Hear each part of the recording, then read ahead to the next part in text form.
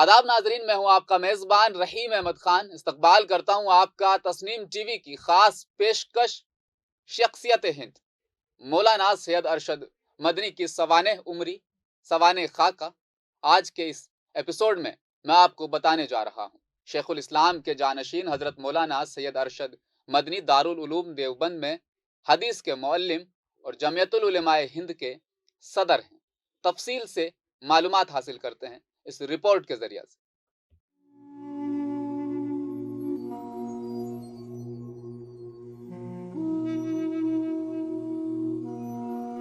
استاد اول محترم مولانا قاری اصغر علی رحمۃ اللہ علیہ کے ظاہری وارث اور سکہ شیخ الاسلام حضرت مولانا سید حسین احمد مدنی 8 سال کی عمر میں انہوں نے قرآن پاک کو دل سے سیکھا اور اسے آسام کے پہلو محراب باسکنڈی میں شیخ الاسلام رحمۃ اللہ علیہ کے سامنے خبر پڑھ کر سنایا۔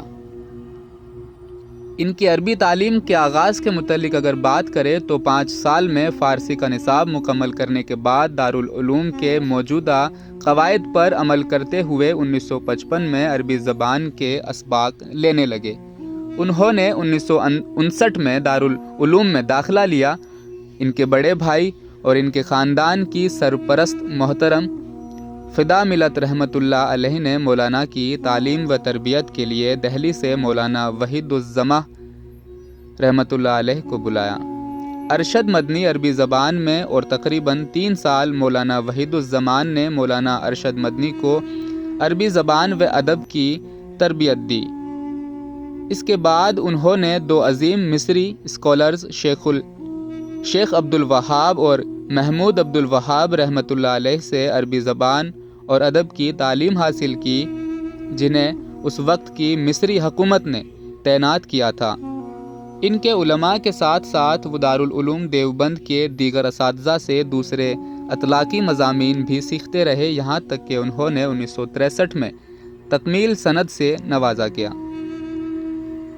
ان کے نامور اور مشہور استاد میں فخر حدیث کے اسکالر حضرت مولانا سید فخر الدین مراد آبادی، ادب و فقہ کے عظیم عالم مولانا اعزاز علی، منطق کے عظیم عالم علامہ محمد ابراہیم بلیاوی، خصوصی حاضرین اور شیخ الہند رحمۃ اللہ علیہ کے ساتھی تھے۔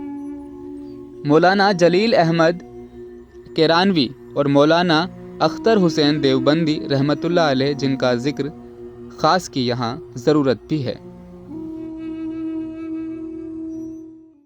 تعلیم مکمل کرنے کے بعد تصوف کی راہ اختیار کی اور اپنے بڑے بھائی سے بیعت کی۔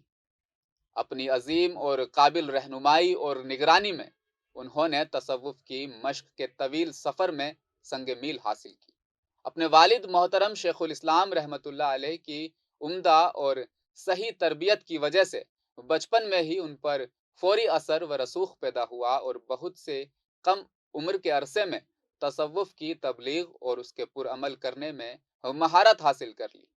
اپنے انتہائی قابل احترام والد اور بڑے بھائی کے نقش و قدم پر چلتے ہوئے انہوں نے بھی تصوف اور اسلام سے متعلق اپنے علم اور عمل کو از سر نو ترتیب دینے اور چمکانے کے لیے مقدس شہر مدینہ میں کئی سال گزارے، اور ان کو پورا کرنے کے لیے انہوں نے زیادہ تر وقت مدینہ کی مقدس مسجد میں گزارے تاکہ حضرت محمد صلی اللہ علیہ وسلم کی روحانیت سے روشنی حاصل کی جا سکے۔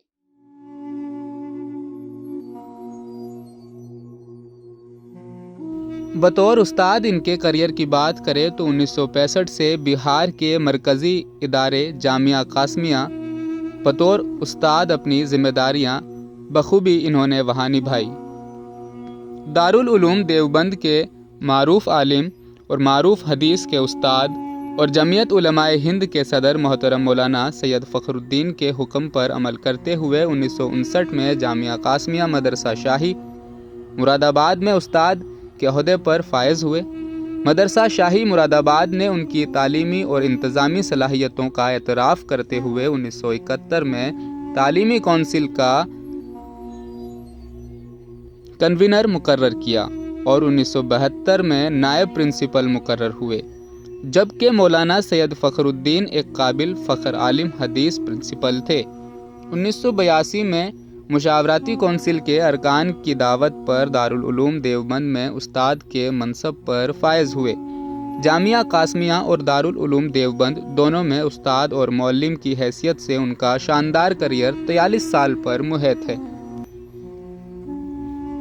سال 1987 سے 1990 تک دارالعلوم دیوبند کے نائب پرنسپل رہے اور 1996 سے 2008 تک اسی سینٹر آف ایکسیلنس میں پرنسپل رہے۔ اپنی پرنسپل شپ کے دوران اپنی انتھک کوشش اور کوششوں سے آپ نے دل سے قرآن سیکھنے کا شعبہ، اس کے صوتی بیان اور عربی زبان کی کلاسوں کو ابتدائی اور ادب سے لے کر چوتھے درجے تک کا بہترین مرکز بنایا۔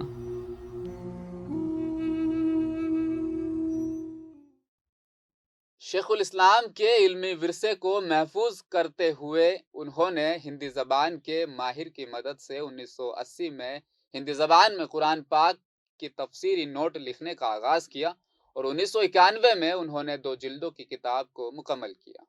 ایک مخطوطہ 2 جلدوں میں 722 صفحات پر مشتمل ہے اور فقہ حنفیہ سے متعلق ہے، جسے عقائد الفرائض فی تکمیل القائد الشرائط عرف منز بھی کہا جاتا ہے۔